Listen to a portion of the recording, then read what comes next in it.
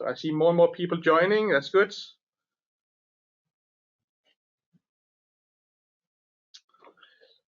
So before we start officially, I just want to welcome, of course, and say good morning to everyone. And let me just set the scene. So here at Ipsos, we have decided that we want to be the place where you have the best training and also the best personal development opportunities.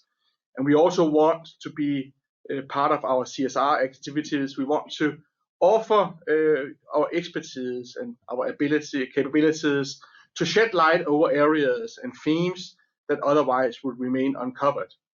So the presentation today is actually a combination of these two things. So first of all, we are going to have some young researchers present a topic that they worked on as part of the Generation Ipsos training program here in Ipsos. But they're also going to reveal some interesting insights about climate-friendly food habits. And they're also going to give you some suggestions about how to get even more people to think about this and make more climate-friendly decisions when they go shopping. So the agenda for today is that we're going to start with some insights about the perception and behavior of consumers here in Denmark. Then we're going to talk about the willingness and barriers to change behavior. We're also going to look into some concrete actions that might be able to change consumer behavior. Then we're going to look into the labeling and how people use and perceive labeling. And then at the end, there will be an opportunity for you to have some questions.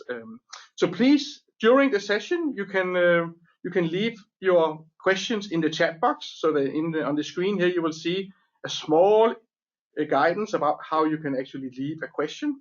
So at the end of the session, there will be an opportunity for us to come back to you with some of the questions that you have asked as we go along. So just to remind you that after the webinar, we're going to share with you a link to the recording, but we're also going to share with you the full report. And in the full report, you will be able to find much more details about all the interesting findings. And you're even going to find a segmentation of the Danish consumers. And that segmentation is actually implemented in more than 15 countries. So just recently, we launched a global study analyzing these 15 segments. So in this report that we're going to share with you afterwards, you're also going to be able to dive into the segments and to see that how these differ across the different countries, but also how they navigate in this interesting area. So just reach out to us afterwards if you have any more questions or if you want any more data from all the countries included. So I'm now going to hand over to Karen, who will dive into the perception and also the current behaviors of consumers here in Denmark. Okay, so thanks, Klaus, for the introduction. Today, before we show you the main content of the webinar, we will walk you through first a little bit about our original objective and what did we do in terms of the methodology behind. Well, it all started with our curiosity in understanding whether people know what foods are better for the environment. And more importantly, what is the willingness and what does it take to enhance the willingness of people to eat more climate-friendly foods? So with these questions in mind, we have conducted first a curation, so some desk research to help to explore the current existing knowledge under this topic. And then the findings from this phase has helped us to build a quantitative survey with 500 respondents. And then further, the insights and the findings from the quant phase is further explored and confirmed with qualitative interviews, including 11 shoppers interviews at the supermarket around Copenhagen. So this is the overall background of the study.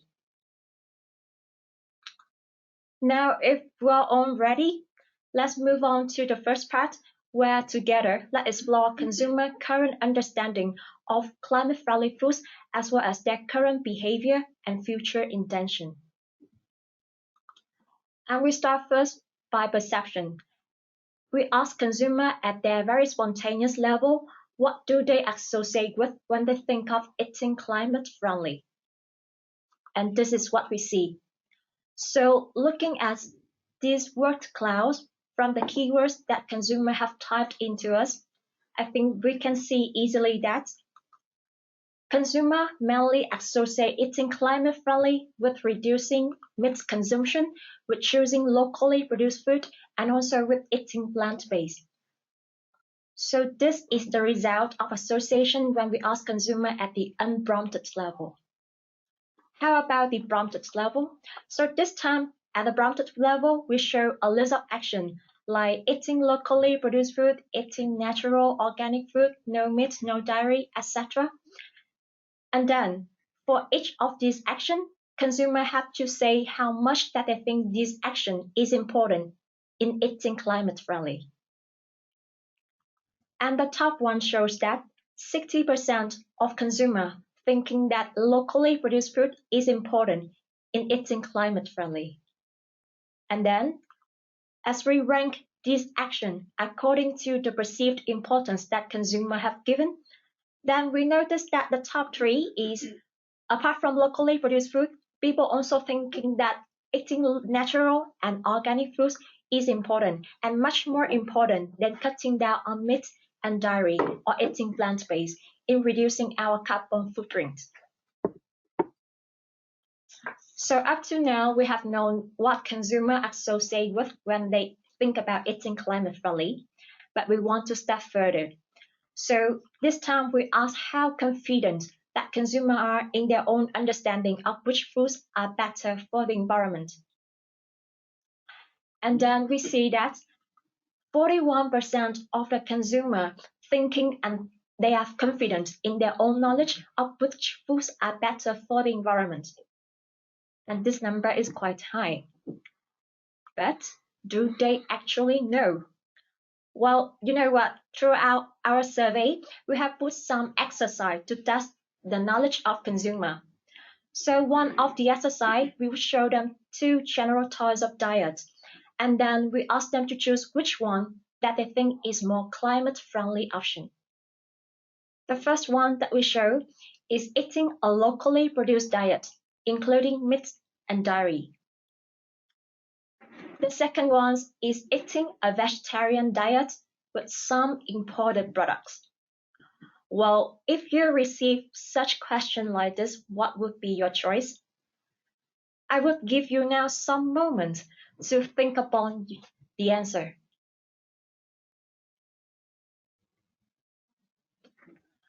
Well, I hope that this question may be easy to sum up you guys, but it could also be difficult to people like me who are not into this topic. But anyway, if you have chosen the first option, then you are not alone. Because throughout our survey, we found out that more than half of the respondents would choose the first option, so eating locally produced diets, including meat and dairy, to be a more climate-friendly option. Whereas around 1/3 would choose the second option, and the rest is indifferent. However, there's always a but. So, however, actually, the second option, so eating a vegetarian diet with some imported products, would be the one that would be less harmful for the environment. So going more for plant-based, going more for the vegetarian would make more of a difference to our carbon footprint. And then in another exercise, we show to the consumer a list of foods like this, and we ask them to rank from the one that have lower climate impact to the one that have higher climate impact. So this is the actual consumer ranking based on the list of food like this. And then we compare what consumer have ranked to the actual ranking of food based on their greenhouse gas emission. And then we find out that, as you can see here, there's still some gap in understanding. So for example, quinoa may not be that good for the environment in the comparison to rye bread, for example. So up to now, we see that consumers believe they have a good understanding of climate-friendly foods. But according to what we have seen so far and through some testing, the majority actually has somehow somewhat incorrect perception about climate-friendly foods. So such gap of understanding is a threat, but also an opportunity for us to help educate consumers so that they can make better choice for the environment. So that is the perception. Now let's move on to Katja, and now Katja will help us to walk you through about consumer behavior. Yes, thank you, Karen. Now I will have a look. We will have a look at consumers' current and future behavior in terms of climate-friendly eating. So, if we look at what consumers do today, we can see that 1 out of 3 think a lot about eating climate-friendly, and only 1/3 see themselves as eating climate-friendly. So, from this, we know that it's not a common behavior among consumers yet to think and eat climate friendly. But is there hope for the future? The answer is yes. 48% want to eat more climate friendly going forward.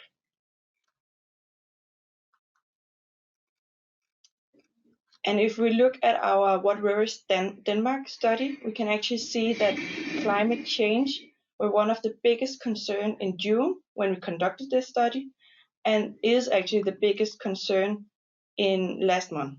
So climate is of high interest. We see, which is actually quite interesting, knowing what's going on in the world right now.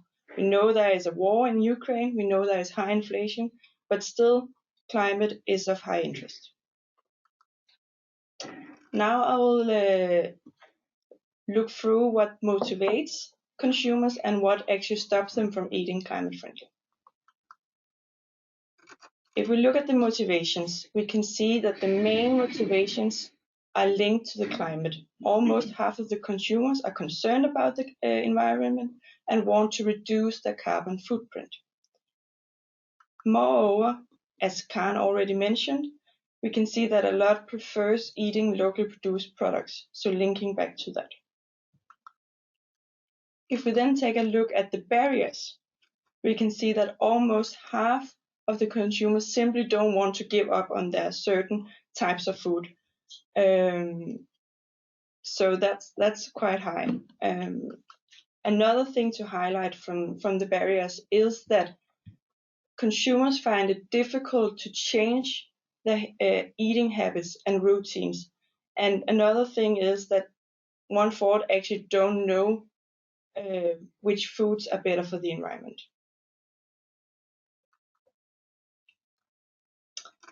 So what we know by now is that consumers want to eat climate friendly. However, they don't want to give up on certain types of foods. So we have looked into different alternatives there is out there to see what the willingness and barriers is to eat these. And what we can see is that plant-based meat is the least willing option consumers are wanting to use in their everyday life. And if we look among the other options, that is cheese and yogurt and so on, we see that the option they are most willing to use is dips and dressings. However, looking overall, we can see that consumers in general are not really interested in using these different plant-based alternatives out there. And why is that? First of all, they prefer their regular and dairy meat products. They don't like the taste, and they think it's not natural. So what can be linked to this is actually that consumers assuming that alternatives taste worse or are less natural than the regular option. But is that actually the case? Maybe it's just, maybe they haven't tried it, so maybe it's more of a communication problem. So summing up, we know that consumers are not that willing to use plant-based alternatives since they prefer their regular meat and dairy options out there. So now I will give the word to Laura, who will look at what we can actually do in order to change this behavior. Yes, thank you, Katja. So moving on to the next slide here, we do see quite some barriers for consumers to eat more climate friendly. And we will now look into what we can do to change consumer behavior and also to make consumers eat more climate friendly.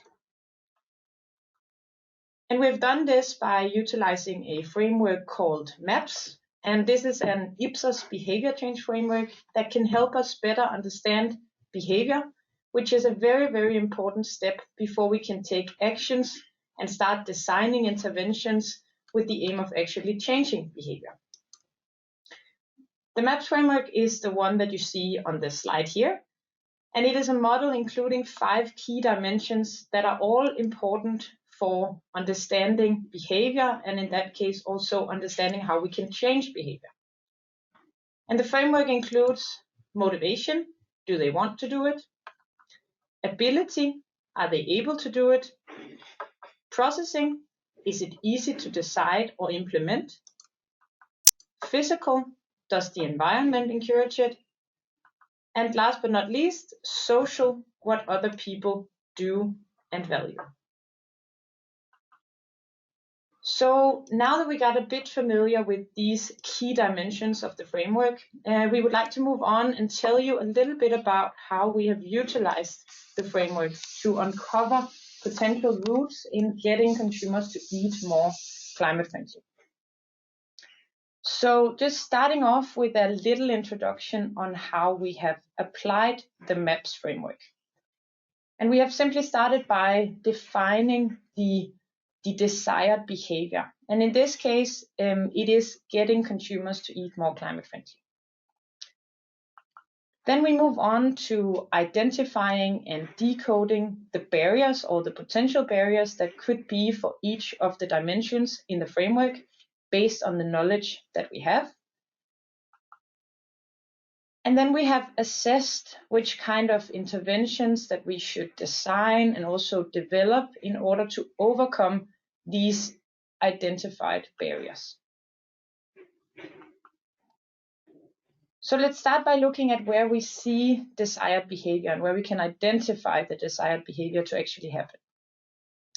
And this can be identified for the dimensions of motivation and physical. And just to elaborate a little bit, in terms of motivation, we see that consumers are willing to eat more climate friendly, and they're also motivated to reduce their negative impact on the environment. In terms of physical, also to elaborate a bit on that, consumers have a lot of climate friendly food options available, and they also have correct information to make a climate friendly choice. But there's always a but, and that goes for this as well. We do also see barriers for this desired behavior. And the main barriers that can be identified, those are for the dimensions of ability and processing. If we elaborate here a little bit as well, in terms of ability, we see that many consumers have incorrect perceptions of which foods are climate friendly. And we've also seen that most consumers do not want to give up on certain foods, for instance, their regular meat and dairy products. In terms of processing, we see that the actions that have the largest positive impact on climate are actually also the least adapted into consumers' diet behavior. And we also see that the willingness to use plant-based alternatives is generally low, as Katja just touched upon before. So we have now identified barriers for 2 of the dimensions in the framework. And these dimensions are ability and processing. And to overcome these identified barriers, we should focus on designing and developing interventions to both guide but also disrupt the consumer behavior. But how do we do this? And what should we consider when we design and develop the interventions? And we would like to highlight just a few considerations, first around the designing of the guide interventions. Starting off with a few considerations around capability. So we have seen that many consumers have incorrect perceptions on how to eat climate friendly. And this indicates that there is a need for guidance. We need to guide the consumers. But we shouldn't just share loads of information and complicated guidelines with the consumers all at once. we should rather start by providing simple guidelines that are easily memorable and where information is unfolded step by step. And in this way, we can educate the consumers in a pace that is realistic, and ultimately we can then enable them to navigate and make more climate-friendly choices. Besides the capability aspect, we should also consider that there is a routine element to this.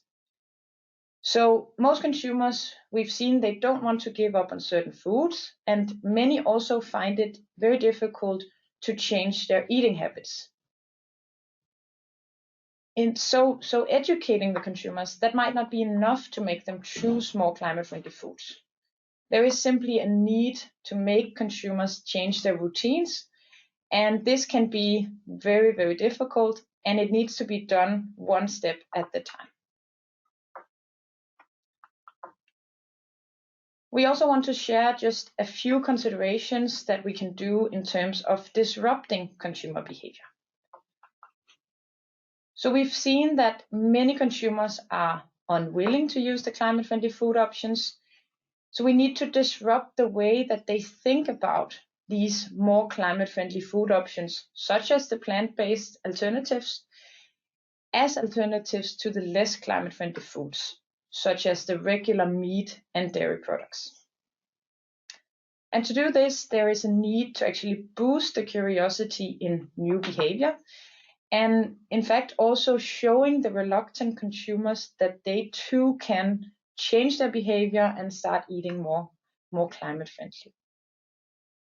So with that, I will pass the word on to Helene, who will talk a bit about the use of labels as a guidance.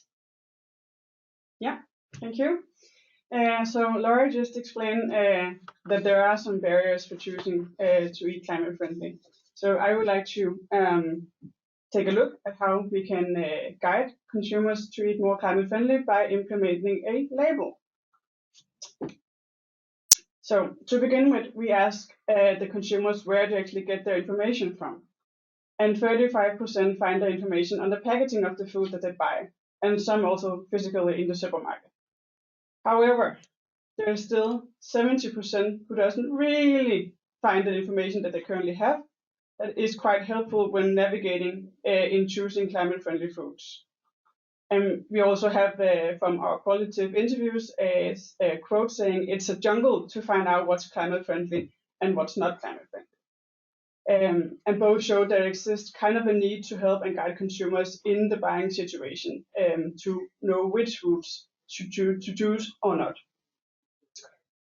So we wondered, can a sustainability label help consumers to choose the more climate-friendly solutions?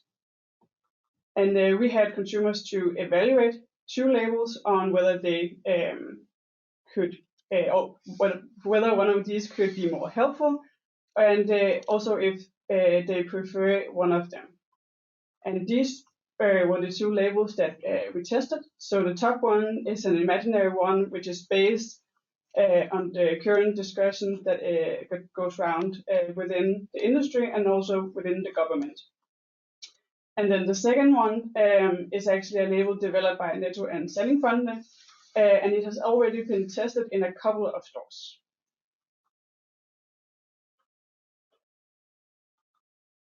Yeah. Oh, that was too far. So let's jump to the results.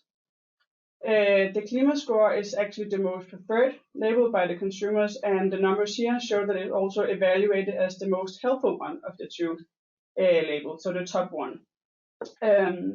So some of the reasons why the Klima score was preferred is that it's easy to understand, it's more granular, and also a lot of people find it the familiarity from the current labeling of electrical appliances very helpful.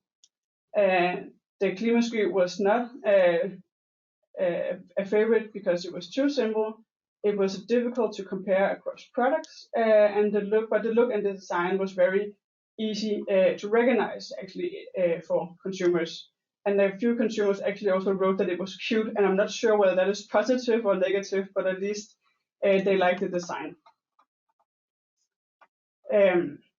So we have that the Klima score is the preferred label of the two that we tested. But with the knowledge that Laura just gave us from the NAP framework, it also becomes quite obvious that a label won't fix it all.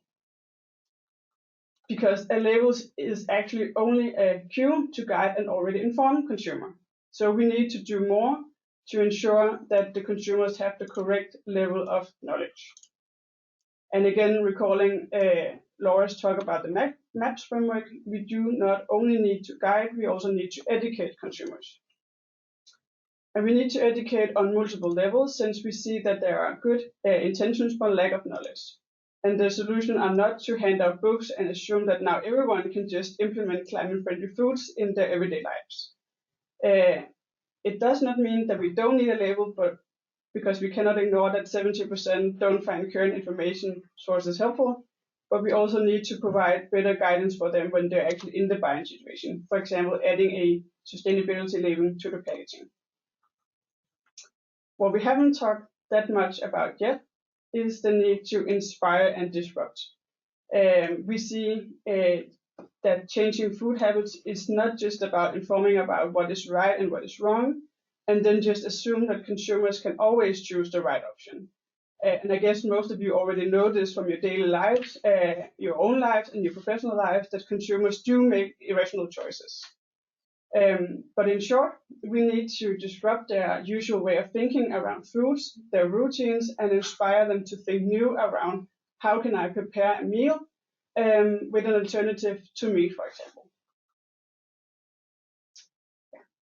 So we are coming to the end of this webinar, but the journey to change behavior of the Danish consumers are just about to begin. And it's not going to be a 45 minutes walk in the park. It requires multiple action on multiple levels from multiple stakeholders, step by step.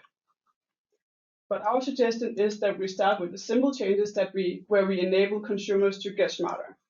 And that could be through information campaign, TV posters, an easy to remember phrasing, or a rule of thumb. And we all know the diet pyramid, I guess, from our preschooling experiences. Something like that could be very helpful, I guess. So once they are informed, we can start trigger some of the new behavior.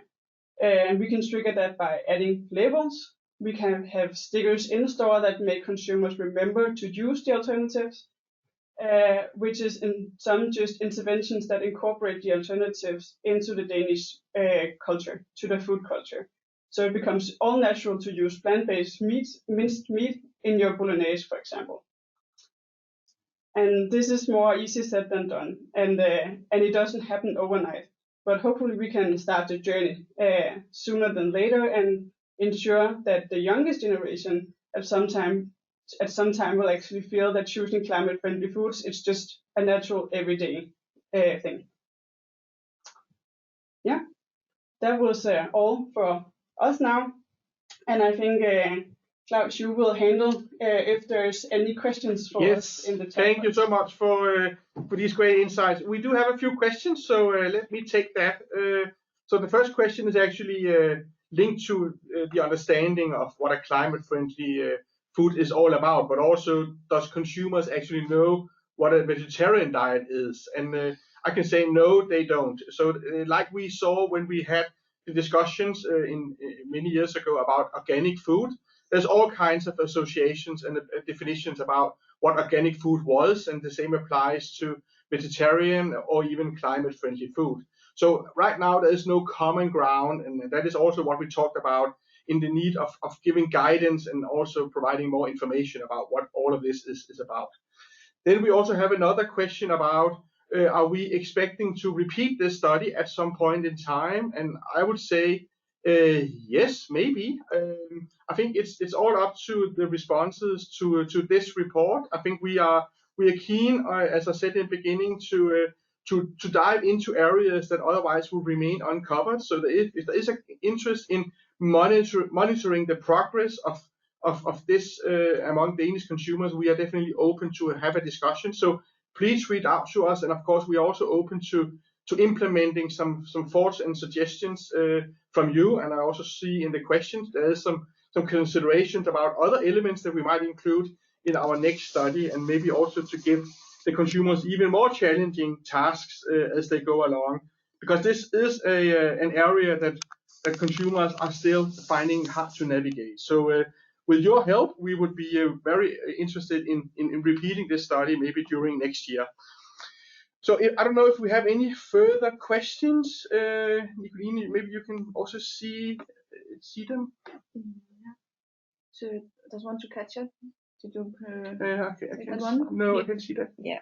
I can answer. Sandy has sent a question where she asked what kind of certain foods they wanna keep to the consumers, and we are referring to meat and dairy products here. We can see that consumers don't want to give up on their meat and their dairy products, so they don't want to go here for the plant-based alternative. Yeah, and I think just elaborating a bit on that, and also highlighting maybe a point that we had as part of our presentation as well, that we, when we tested these plant-based alternatives, we also see that when we are deep diving into the reasons why people don't want to give up on certain foods, we see that it's mainly because they are mainly referring to the fact that they prefer the taste and the feeling of the regular meat and dairy options more than they prefer the plant-based. And I think Katja raised a really, really good point as well in the presentation, that we don't know if this is due to a perception or if it's actually a taste experience. So there might be some communication in terms of managing expectations for the taste for these plant-based, and maybe also, just educating consumers that it in many cases it tastes pretty similar to the regular meat and dairy options. So just adding that as well. Thank you so much for these answers. So as I said, we're going to share the recording with all of you a bit later. We're also going to share the full report, and actually in the full report you will be able to dive into much more details around these results. We have also applied a segmentation, identifying a number of segments, and these segments are actually replicated in more than 15 countries, so you will be able to analyze the differences. I see there's just one last question. Have you studied? No, not yet. So we are actually, we interviewed 500 interviews in the quant part, and then we also had some shop-alongs with a number of people in the supermarkets. We are, yes, the biggest worry in Denmark. Every month we are asking 1,000 people in Denmark in an open-ended question, what is their biggest concern, their biggest worry. So there's always a top worry, and then of course there's also a number of people who are worried in total about a given theme. So every month we see, we monitor that, and that is available on our homepage. And in the report, there is also a link directly to the site where you'll be able to find the results from What Worries Denmark, and you'll be able to see the development, I think over, correct me if I'm wrong, Claus, a few years now? Yeah, it's all, close to 3 years actually. Yeah. So it's highly interesting, honestly. So without going into too much detail, we see that it's actually the climate is a quite sticky worry. So despite the fact that there will be new areas, of course, entering like COVID and now also a war, we see that that climate and the worry about the climate is bouncing back very fast. So it's a strong underlying worry among many people. So we're going to share the report with everyone afterwards. We are very happy to continue the dialogue. Just reach out to us if you have any specific questions, any specific deep dives, or if you have any ideas about how we can continue and maybe even repeat parts of this study next year. So before we end, I just have one small advertising for the last event of this year. So in 3 weeks from now, we are going to host a big event where we are going to look a bit into the future. So we have our famous Trends event. It will be a slightly different format. So it will be more speakers representing Ipsos, but also many of our clients are going to talk a bit about how they predict and how they use insights to predict the future. And especially with the uncertainty that we are all facing, it's even more relevant than ever to have an eye on what's going on. So I can strongly advocate for this event, also because I'll be part of the people on stage. So look forward to that. Sign up and read even more about this event on the homepage. On the homepage, you can also see the agenda, and it should be quite easy for you to sign up to that event. So with this, I will leave you with the rest of a hopefully very nice Tuesday. Thank you for attending. Thank you for your attention, and we look very much forward to hearing feedback and input to this study afterwards. Thank you so much. Bye-bye, everyone.